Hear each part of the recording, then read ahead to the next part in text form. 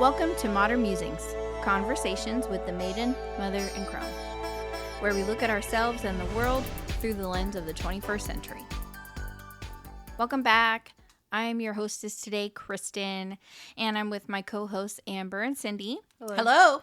Last week, we mentioned that I was going to be kind of going through what I'm going through, and it's been something that's been in the works, but I haven't shared it lately because it's still kind of in the works. So I just wanted to update everyone, though, on what's going on. One of the things that we talk about here on Modern Musings is that we're, the maiden, mother, and crone, and how we all come to the table with our own perspective. And it's kind of funny because Amber was unmarried when we started. Yeah, when we first started. And now she's married, and I had just recently been married, I think maybe a year when we started recording, just shy of a little over a year.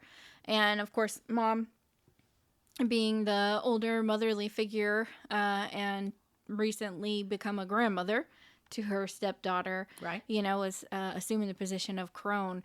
And reluctantly. Yeah, right. And it's funny because my motherhood scenario is unlike most, natural motherhood.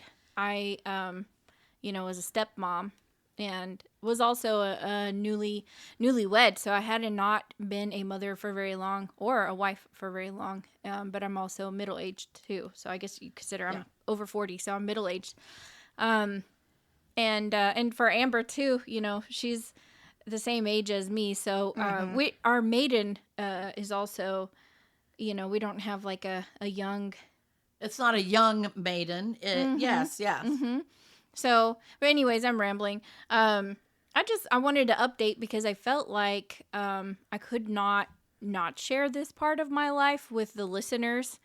It's not true to myself if I didn't, come out and say, what's going on in my life. Well, especially because we talk about our lives a so lot. Much. And all of you guys are very familiar with Travis and Raina. Those are names that get mentioned probably every episode, some way or another. The thing is that we had an episode planned where we were going to talk about, the 7 secrets to a healthy marriage. We postponing that. I didn't feel like it was appropriate at the time to discuss because Travis and I are getting a divorce. It has not been finalized, but we both have sought legal advice to, move forward with the divorce. And it was a surprise to me. And so I kind of wanted to talk about it because I know that, in the past few years, we've been doing 5 seasons of this podcast. And I have talked about what Travis and I do to save money and how we manage the household together and how we plan for a vacation and all the different things. And even some of the crazy and funny things that we've done, like cooking failures. And, I've talked up how he had learned how to cook. And I didn't feel like it would be a good idea to just suddenly stop talking about Travis. I know that you may have noticed a couple of times where I've been called Christen or Kristen Murray or Kristen Hessler. And there have been a couple of times where I'm like, can you just call me Christen for now? Because I don't know who I am. I'm still trying to figure that out. So I just wanted to bring that up because back in November, Mom and I had been out of town on a family event. And I came home and there was a note on the kitchen table that Travis had moved out and he took Raina with him and not to contact him. And unless it was by text, if it was something I needed, and that I would be getting, notice by his lawyer. And I was completely taken back by that. I was not expecting that. I wish I could say that we were happy and everything was great. We were good, but I guess we weren't great. And or maybe not good. You just thought you were, I thought I was okay. I thought I was doing okay.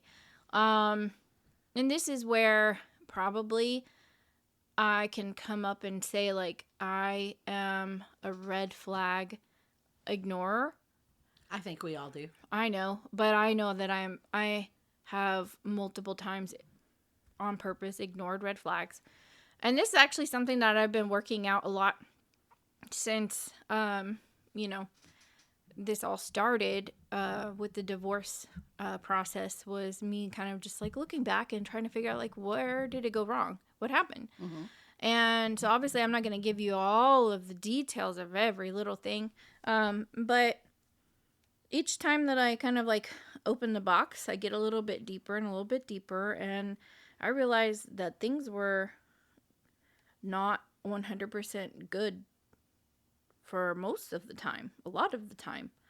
Mm-hmm. And I think that the thing that I really struggled with was I was feeling it, but I wasn't saying it out loud. Mm-hmm. And I think that I should have just said it out loud, but I know that part of me was like, if you say it out loud, it becomes true, because that to me is absolutely true. Right. As soon as you say something out loud, it's real, right? And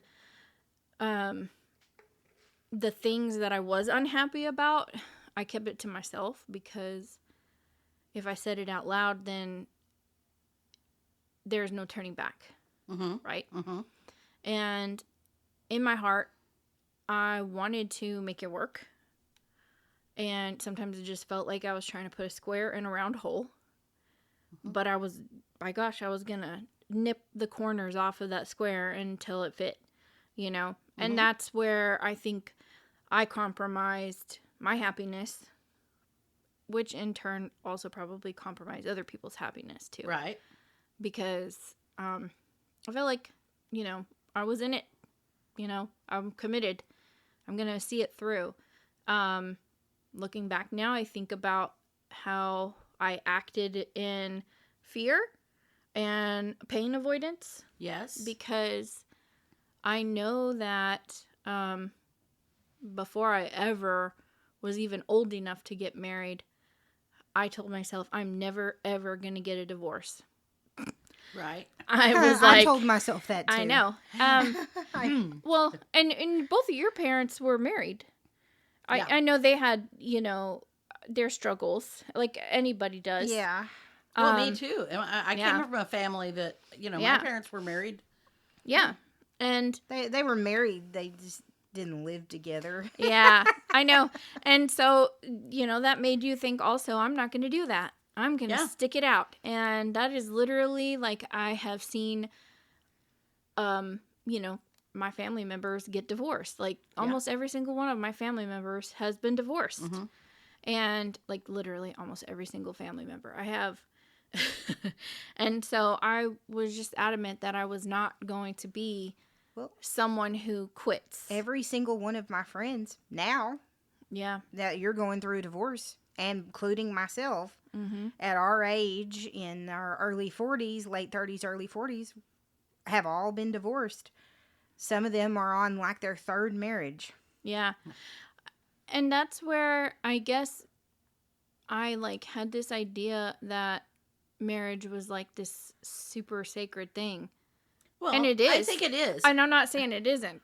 That's that but I lifted it up on thinks. this high pedestal that it was going to be like the perfect, right? Right. And I think everybody does that. I know everybody does. And when it wasn't, I was very disappointed. And I kept telling myself, like, what did I do? I made a mistake. But then I was like, but why are you being picky? You got what you wanted. Yeah. And so I kept going back and forth, like, in my head, like, why are you being ungrateful? You know, like, I beat myself up about a decision that I made and a decision that I kept. And so, I mean, I'm sure that right there with you. Travis felt the same way, apparently. Right there with you. So, but at the same time, like, obviously, like, I did voice my opinions when I wasn't happy about things in our relationship, but the other way around doesn't happen. And so I thought it was all me that was unhappy. Yeah. Well, and that's a key thing. And we are going to talk about some things when we are going to do that 7 Secrets to a Happy Marriage. Just not today. Just not today. But when we do, I mean, I feel very confident that one of the things we're going to talk about is communication. And I'm not just talking after you get married. I'm talking about before you get married too. Yes, you need to talk to each other. You have to be on the same page. And I see this mistake a lot where it is not wrong to put marriage on hold it up as a shining beacon of whatever. I can't remember what the word you used, but don't put it on a pedestal, but it is something very sacred, and it's a sacred commitment. But you have to go into it open-eyed, open communication, open-heartedly, and your expectations have to be reasonable. And I know a lot of people, including myself, who've gone into marriage thinking, oh, we'll get married, we'll live happily ever after. People who are in love and are happily married don't argue. I've heard people say that so many times, and it's like, no, married people argue. Story to sell. Right. That's just a story that's being sold. But people buy it. They buy into this idea that if we argue, then we're not happy. And arguing is not a sign that you're not happy. Now, if you're arguing all the time and you don't agree on fundamental issues of your marriage, then that is a sign you're unhappy. But having an argument is a debate. And if you are doing it the right way, it is a way to communicate your differing opinions and hopefully come to something manageable in between. Right. And it's not a way to railroad somebody into believing what you believe or anything like that. But you have to be openly communicating. And that starts before you ever ask the question, will you marry me? And it definitely needs to happen before you say I do. And what I'm talking about are those fundamental issues of monogamy. What is our religion? What are our monetary beliefs, financial beliefs? How do we want to raise our children? If we have children, do we want children? Mm-hmm. Things like that. And those are things that all should be decided and ironed out before you get married. And that is one of the main purposes of going to marriage counseling before you get married. Like if you get married in the church, they require that you go have this counseling. But a lot of people don't get married in the church, or they shortchange that counseling, I'm so very glad that Jason and I did. Yeah. Like, John and I, my ex-husband, we didn't. Right. And I'm so glad that Jason and I did. It was a worthy experience. Even if you aren't necessarily religious, going and having that counseling beforehand helps you decide. And I really attribute a lot of that to me and Mark being married for 35 years, because I don't think we would have made it through that if we hadn't agreed fundamentally on a lot of these things. And yes, there were still some things that we were not in agreement on, things that we forgot to think about. Mm-hmm. And we still argued, as Christen can probably attest, and it wasn't always pretty.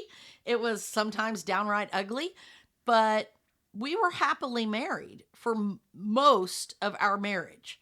And, there were times when it was like,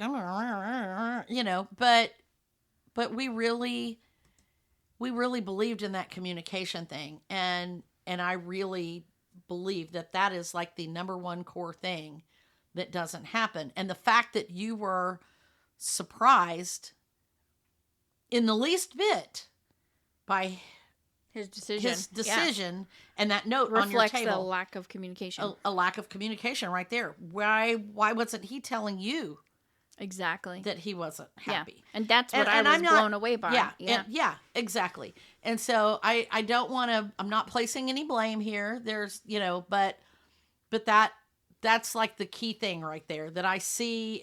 It happened in my previous marriage. It happened, I just see it so often. So that communication is often the big deal. To be honest, that's the thing that we disagreed upon the most, or I would say not even disagreed. And I can't even say that we argued, because we never argued. Right. It was always just me explaining how I felt about something and him just shutting down.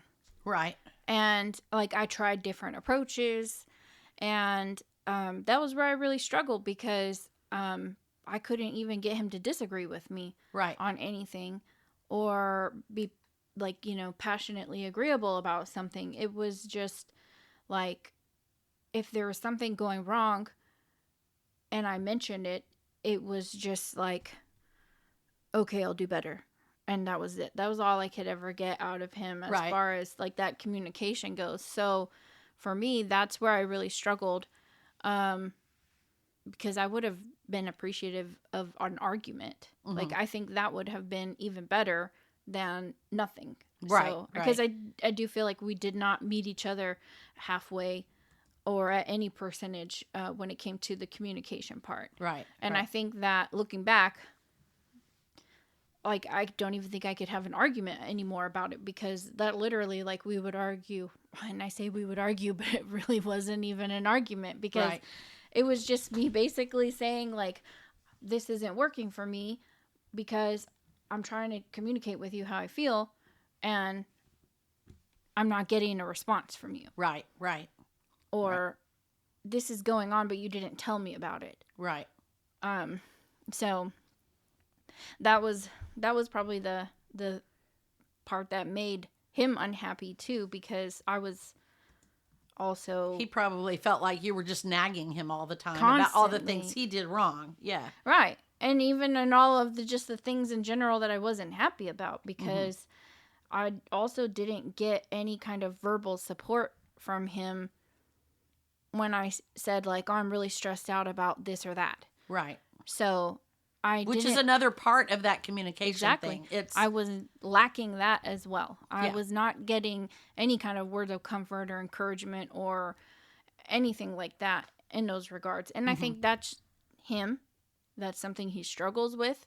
Right. It's a part of his tism. And for me, I'm a very verbal person. I mean, obviously, I'm on a podcast. I'm talking out loud and telling a numerous number of people about my shortcomings in a relationship. I'm a verbal person. I would try to have a conversation like this with him and talk about my hopes and dreams and stuff. And he wasn't always there. He may have been listening, but he wasn't engaged. And so I know now that that is something that I need in a relationship that I wasn't getting, and I was ignoring that. Right. And it's not that you weren't seeing that, you were choosing. Yeah. I knew it wasn't there because I voiced it over and over that I needed that and I wasn't getting it. Right. And, that's one of the things that is common in relationships that fail, is one person saying like that they need something out of a relationship and it's not being fulfilled, whether it's the other person's not able to or doesn't want to or doesn't understand how to. Right. I think that, sometimes it is things where people may struggle with money and stuff like that too. I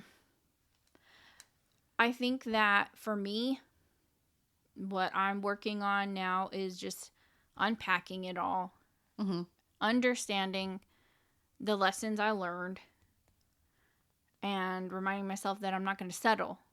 Right. I have boundaries. I've always had boundaries. I've had that list in my mind of like what I do not accept. And the thing is that I just keep adding to that list and moving on. Yeah. And I'll someday be closer to what I know is what's right for me and what's wrong for me. And I'm going to continue to listen to those red flags, right, my intuition, and make sure I don't ignore it, because that's the thing that gets me into the most trouble in all things in my life is I know what the red flags are. I know whenever I'm supposed to do something and I don't, and I ignore it, and I think like, if I put my head in the sand. Yes. And that's exactly what I do. I literally put my head in the sand when it comes to work, when it comes to my personal life, relationships. I'm really bad about that. I am a conflict avoidance. Mm-hmm. I do what I've just learned this word from a friend who was talking to her therapist about it. It's called fawning. Yes. And it's where you placate the other person, typically narcissists who are about to, get into the red zone of like setting off with their temper or whatever. So fawning is where you placate them so that they don't go out of control or overboard, so that you can avoid that discomfort that they bring. Yep. How many of us have done that? Amber, how many times did you do that with your first marriage where you would just let them be even though they were doing something like wrong, and you would just go in the other room and avoid, pretend like you were sleeping, or but that's not fawning, that's ignoring it. Fawning is more like calming them down, doing something. Yes. Oh yeah, I know, but still. But yeah. Yeah. Here, let me get this for you. It'll make you happier. Or let me do this for you. I've been there. How many parents do that for their children nowadays? Lots of parents do that for their children, and it's not good for them either. Yeah. So, like, here, I'll make your favorite dinner if you'll just don't leave me. Don't leave me. Don't leave me. Yeah. Don't leave me. That's the thing. Don't leave me. I will do what you want me to do. You're ready to unpack that box inside of the box. So, I know that I have abandonment issues. So, funny thing, not really funny, but it's interesting because when you're a little child, you may be abandoned when you're like really small. And then every time someone else in your life leaves you, because people come and go, it happens, right? You have deaths, That's you have part of friends life. that move away, your parents get divorced, things happen, your grandparents pass away. But when it happens early on and there's a loss there, then you continually miss something that wasn't ever there. Mm-hmm. And so you're not missing something that wasn't there. You're missing something that was there that isn't anymore. Well, I never remember living with my dad. Right. So I'm missing something that wasn't there. Okay. In my mind, in my reality, I never lived with him because I don't remember it. Okay. Right? But I know that I have abandonment issues because when I do look at my relationships, I will cling on like a death grip, even if things aren't going great, or I'm insecure or maybe that's what makes me insecure in a relationship, is that I will cling on to it because I don't want them to leave. Right? Fear of abandonment, or fear that someone is going to break up with me if I tell them my deep, deep, dark secret. Right? Or when they figure out I have credit card debt, like those things like keep me up at night. Right. But the right person comes around, then they won't care. Or they may care, but you work through it, right? Right. So you don't get with someone who doesn't care about your debt, because that's fawning. That's also bad. That's really bad, right? Yeah. So then you're picking someone who's not healthy for you to avoid. Right. Right. It's a very similar kind of thing, though, because then you're trying to settle for something to avoid conflict. So same thing. I'm learning that that's something that I do too, to avoid being abandoned. Mm-hmm. I will put myself in a relationship that I still don't really need to be in or want to be in, or I'm unhappy in, but I'll stay because somewhere in my mind, I'm thinking this is all you're going to get. Right. And I don't know why, but I'm still learning to work through that. That's something I'm working on this year. Mm-hmm. And that, it's not being abandoned. I'm not being abandoned. Right. Even though I do feel like my husband did abandon me. Right. And that's when it triggered that, because I was like, I can't believe he left me. Yeah. And then I was like, dang. And then my daughter even left me too, Yeah. And it's not her fault. It's not her choice. definitely not upset about, anything that she has done, because she has done nothing, but that was very tough for me. Yeah.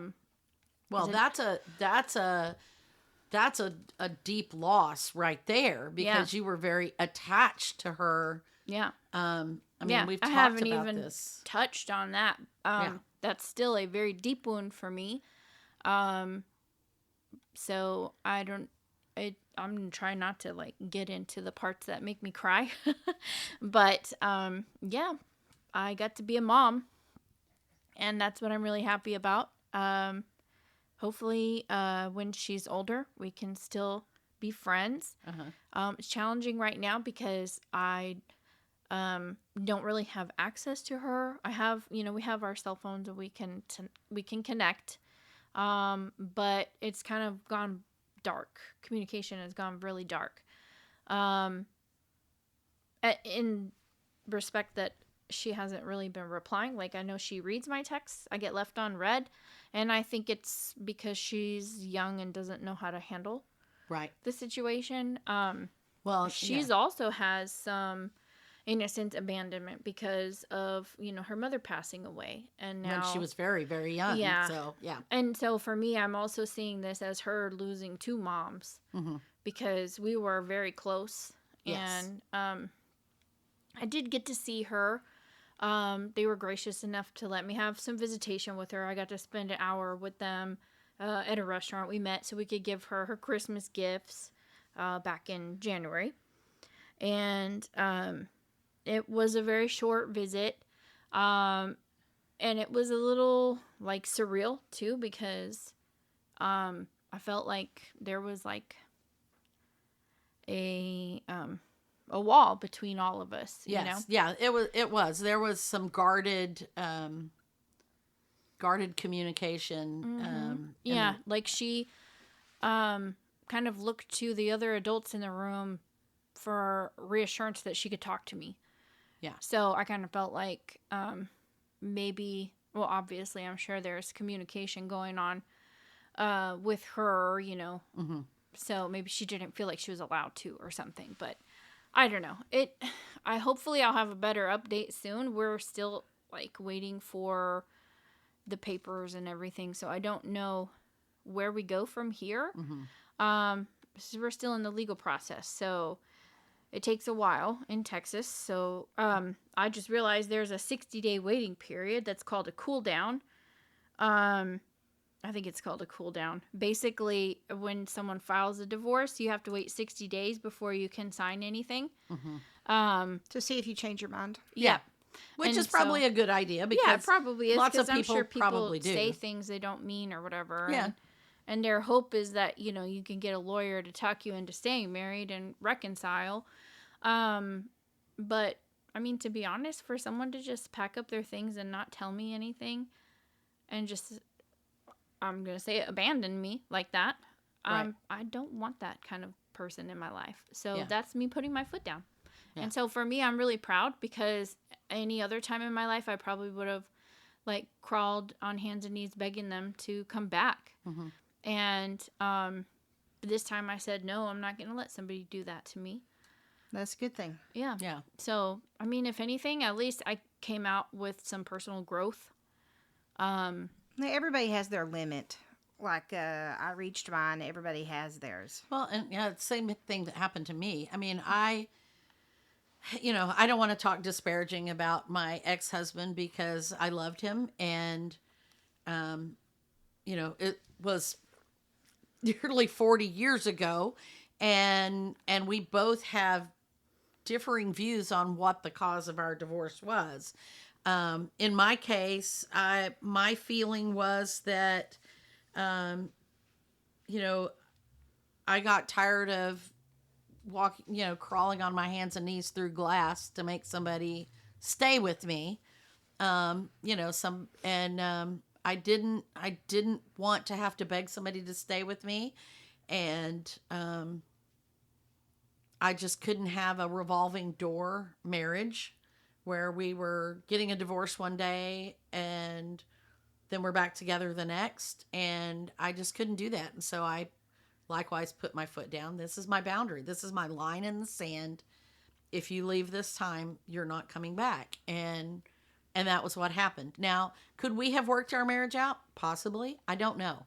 Yeah, I did the same thing with my marriage as well. I mean, there just has to come, and I am a firm believer in divorce is not a first option or any option. It is not. It's the last resort to me. That divorce has always been the last resort.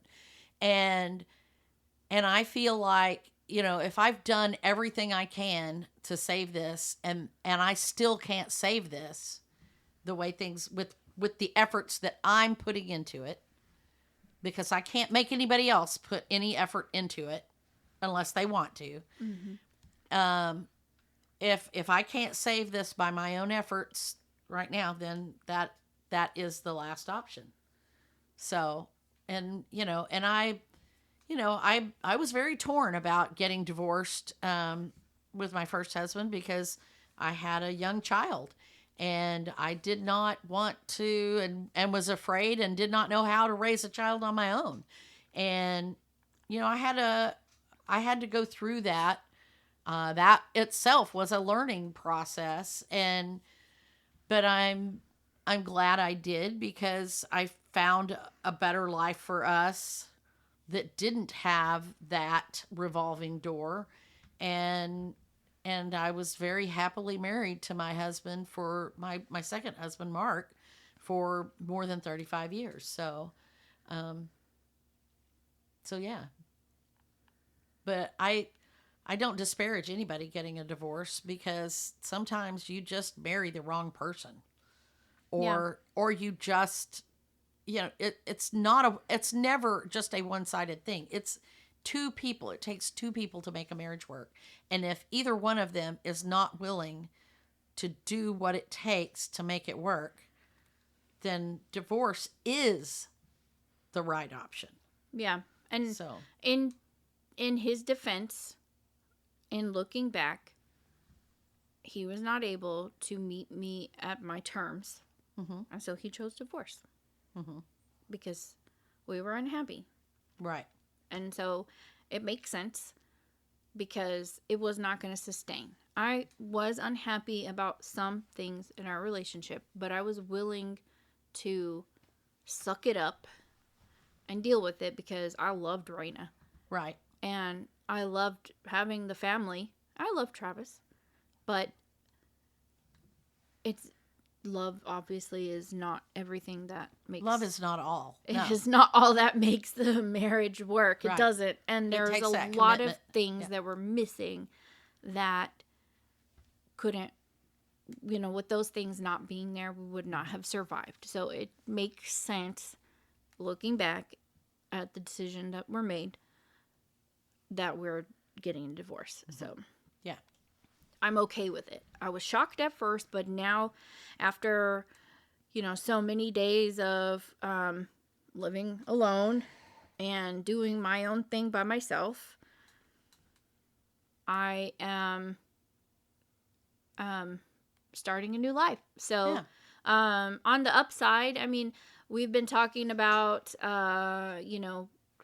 lots of different things. We've been talking about goal setting and stuff for how many years on the podcast. So, this definitely changed your goals. It did change my goals. So mine got changed. Possibly one of the other reasons that triggered this was my decision to go back to school. So, maybe this is something that he looked at and realized he wasn't in it, for the long haul. I want to finish and get my degree. And, I went to school originally and changed my degree like 1,000 times. And I finally got my associate's degree in 2018. And that's the same year that I met Travis. And somehow I never finished school. So looking back, I realized, wow, I put my education on hold that year and didn't go back to school. And I kept wondering why I just suddenly stopped going to school, and I couldn't figure out why. But when I started looking back and reviewing what all had happened, in my life and the time that we had been together and what went wrong and when did it go wrong, I realized it was kind of dooming to the start because I put that relationship in front of my plans. Mm-hmm. And it was a barrier to my original path that I was on. Right. And so, interestingly enough, I was thinking about, how I might, go back to school. And I applied. I got, accepted into a college so that I could finish and get my degree in art education, which was the original plan way back, even before working at the company that I work for. And so, when I spoke to him about that, he was not very excited about my ideas. He was more concerned about the logistics and how, Raina would be cared for. And so I wonder if that also kind of made him decide to jump ship. But I'm moving forward with it. My plan was to start in the, spring semester, but with me now having to move and everything else involved, financials of it, I'm postponing it a little bit just so that I'm not trying to do too much. Mm-hmm. Mm-hmm. This year my word is be. And it's funny because I picked that word out before I even knew all of this was going to happen. And I feel like it's very, very good extension of my word last year, which was pause. Because it's funny because I was, while I was experiencing my word pause, I kept thinking about how all of the things that were on pause before I had picked that word Mm-hmm. that I wanted to pick back up. And I'm like, no, don't start things. Your word is pause. But I was like, I want to start some new things in my life. I'm ready. It's funny. I always get the opposite of the word that I have. So, well, you can't pick up new things unless you pause other things. Exactly. And, yeah. Yeah. And so it's interesting. I always seem to manifest things Very oddly. very oddly. So, yeah. This year I chose the word be. And so that is exactly what I am. I am experiencing those moments of my pause and Mm-hmm. I'm just being. And so I'm also okay with me not being able to go to school in the spring. Mm-hmm. It's just too much. School was supposed to start on January 29th and I didn't even know, if I was going to be able to pay the bills, all by myself. Right. So I was like, you know what, maybe I should just wait a little bit because art school is kind of expensive. So I'm going to try to make it work. Another semester so that I can get my living situation more settled and even more crazy things happening at my job. It's just when you start thinking that maybe you might want to expand your horizons with your career and then your boss gives you a major project and now you're like, oh, well, I can't leave now because it's getting better. So I'm not going to go into details, but work is picking up and, I don't want to, jump a ship that's heading to a new destination I've never been to before. So Right. I want to see where the ship lands before I make any hasty decisions. Mm-hmm. So my word is be. I'm not going to make any changes Right. in that area. So, that's it. I mean, that's my, I was originally, we were going to talk about something about a train wreck.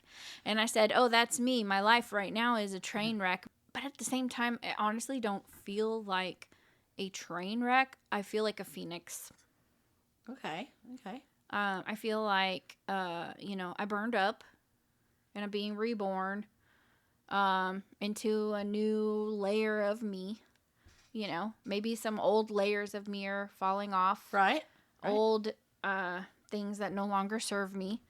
And so we'll see where it goes. So, if things progress, I'll make sure to update everybody. But I'm doing good. I'm doing really good. So That's good. That's good. Mm-hmm. So, enough about me.